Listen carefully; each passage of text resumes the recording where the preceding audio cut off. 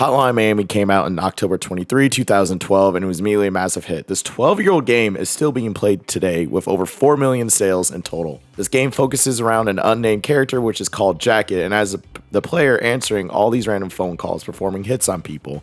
The story is very cryptic, the gameplay is absolutely bloody, and the soundtrack is insanely great. This game was released for PlayStation in June 2013, and I decided to platinum it.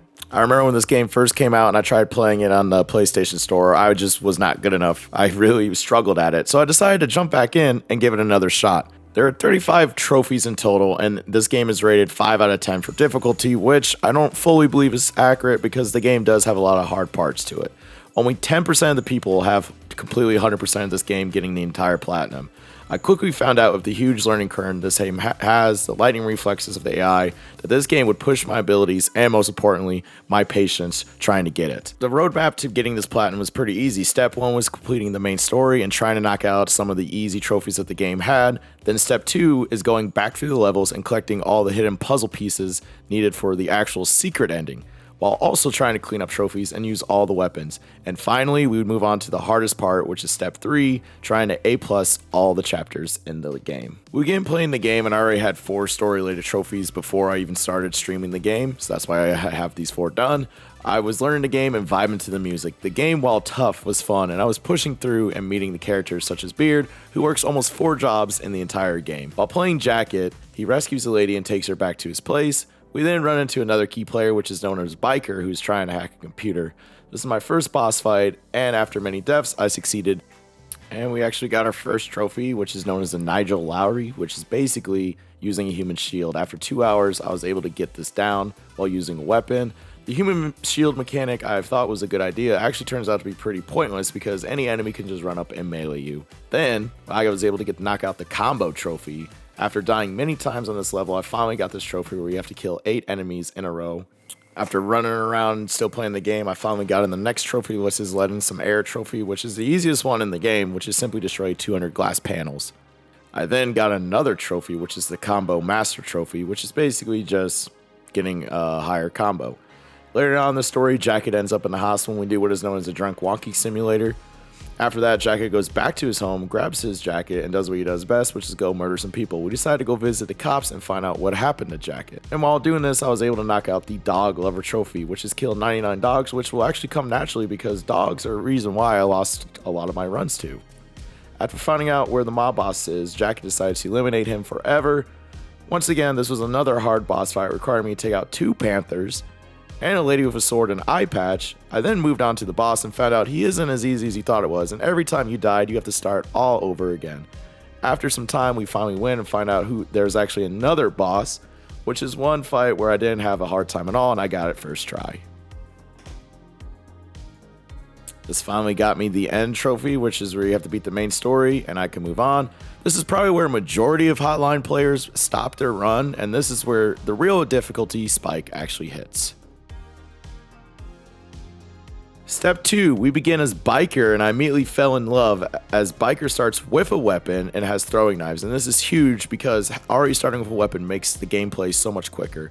His style gameplay is much more fluid, and honestly, I preferred it a lot more. He is, however, stuck with these weapons, unlike Jacket, who can have any weapon and allows you to make your playing style much more flexible to the gameplay. I was able to get the 1989 trophy, which is basically eliminating 1,989 enemies, which is the year this game takes place in.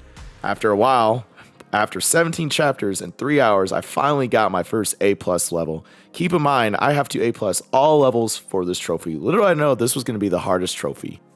I press on and explore Biker's crib and admire his taste. We play a level that turned out to be my all-time favorite and also my hated level, which is fun and games. Biker then moves on to telephone company to find out who keeps leaving these messages on his phone, and we have an awkward meeting with Jacket. We then play through the rest of the game as Biker's eyes. Biker heads to the building and discovers the janitors are the ones actually calling all the shots this entire time. I then decide to end the game, and I was able to get the That's It trophy. After that, I finally finished the epilogue, but I still have the secret ending to complete.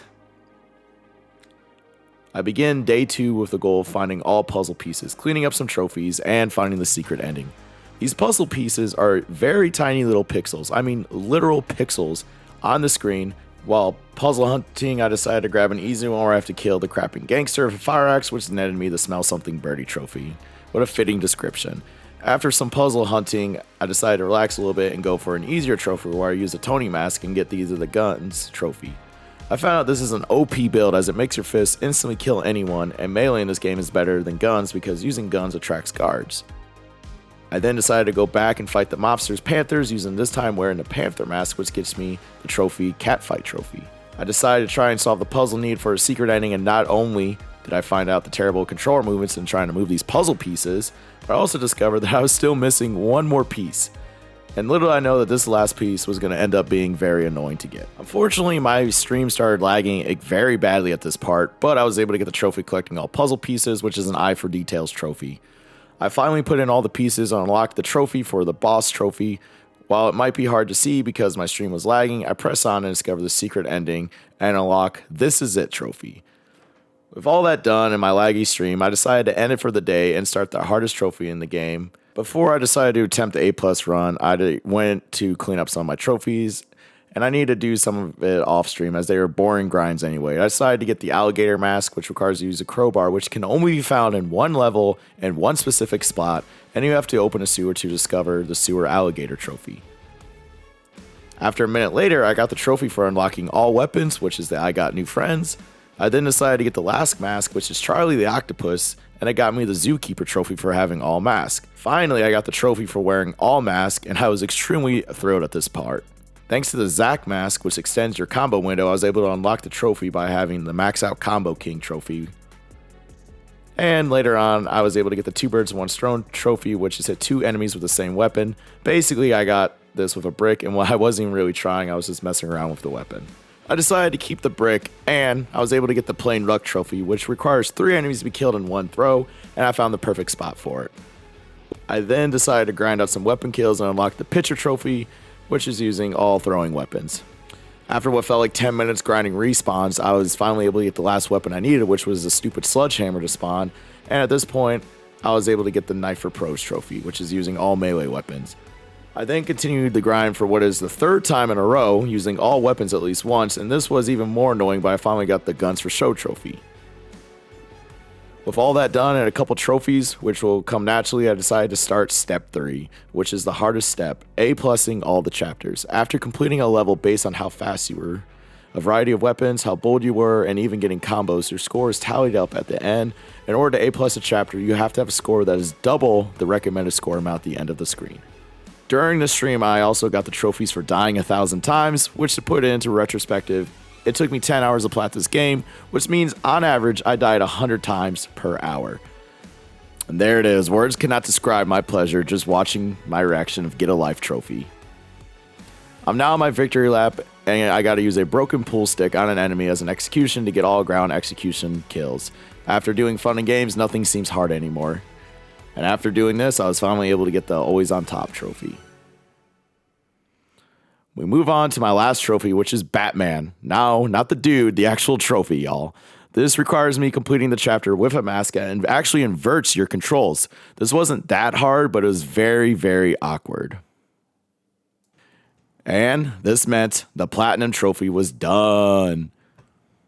With all that done, it's time to finish the game and move on to the next challenge, which is Hotline Miami 2.